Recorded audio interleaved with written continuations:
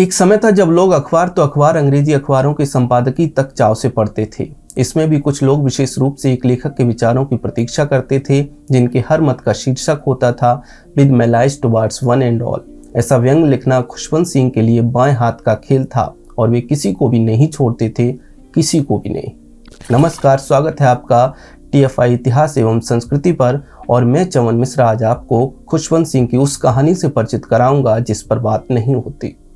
लोग कई बार कहते हैं कि पिता के गुण सदैव पुत्र में नहीं आते, परंतु कभी कभी उल्टा भी होता है। ऐसा भी होता है कि पिता जैसा भी हो, पुत्र ऐसा सपूत निकले कि वह अपने पिता के कर्मों का ही प्रायश्चित कर दे। खुशवंत सिंह भी ऐसे ही मनुष्य थे। 1915 में अविभाजित पंजाब के हदाली क्षेत्र में जन्मे खुशवंत एक संपन्न परिवार से नाता रखते थे। इनके पिता सरदार बहादुर शोभा सिंह एक अति धनाढ्य अभियंता थे, जिन्होंने नई दिल्ली की कई चर्चित संस्थानों एवं क्षेत्रों के निर्माण में एक महत्वपूर्ण भूमिका निभाई, जैसे राष्ट्रीय संग्रहालय, कनॉट प्लेस इत्यादि। परंतु वे इसके लिए कम और एक घटना के कारण अधिक चर्चा में आए। 1929 में उन्होंने असेंबली में हुए बम कांड के प्रमुख आरोपियों के विरुद्ध अपनी गवाही दी।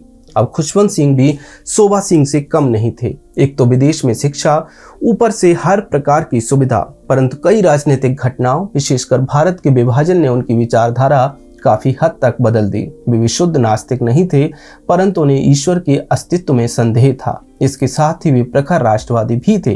ट्रेन टू पाकिस्तान, दिल्ली जैसी कई लोकप्रिय उपन्यास इन्हीं के हाथों से रचे गए थे। खुशवंत सिंह 1970 तक आते आते साहित्य एवं राजनीति में एक जाना माना नाम बन चुके थे, परंतु जितने ही वे सत्ताधारी कांग्रेस पार्टी के निकट कहलाए जाते थे, उतने ही उनकी खोखली नीतियों पर कटाक्ष भी करते थे। प्रारंभ में उन्होंने आपातकाल का समर्थन किया था, परंतु जैसे जैसे उन्हें इसकी वास्तविकता समझ में आई, उन्होंने इंदिरा गांधी का सार्वजनिक विरोध भी किया। परंतु 1980 के बाद खुशवंत सिंह का जो व्यक्तित्व सामने आया, उस पर कम ही लोग चर्चा करते हैं। वे उन चंद सिख साहित्यकारों एवं पत्रकारों में सम्मिलित थे जिन्होंने सर्वप्रथम जर्नैल सिंह भिंडरावाले जैसे अलगाववादी की पोल खोली और अपने एजेंडे की आड़ में उसकी हिंदुओं के प्रति घृणा की भी भर्त्सना की। उन्होंने ऑपरेशन ब्लू स्टार की निंदा अवश्य की और सरकार को अपना पद्म भूषण का सम्मान भी लौटाया, परंतु उन्होंने कभी भी खालिस्तानियों को अपना समर्थन नहीं दिया। इसके अतिरिक्त खालिस्तानियों के अलगाववादी एजेंडे को भी खुशवंत सिंह ने चीर फाड़ डाला था। उन्होंने भिंडरावाले को एक अवसर पर रक्त पिपासु की संज्ञा दी और साथ ही साथ उन्होंने अन्य सिखों को भी इससे दूर रहने के लिए कहा। इतना ही नहीं, उन्होंने अलगाववादियों की पोल खोलते हुए उनके बेअदबी के आरोपों को भी झूठा बताया और कहा, अगर खालिस्तानियों की आपत्ति को ध्यान में रखते हुए आदि ग्रंथ, जो कि सिखों की पवित्र पुस्तक है, से सनातन संस्कृति के सभी शब्द और छंद हटाने प्रारंभ करें, तो अंत में पुस्तक के बाइंडिंग के अतिरिक्त कुछ नहीं बचेगा।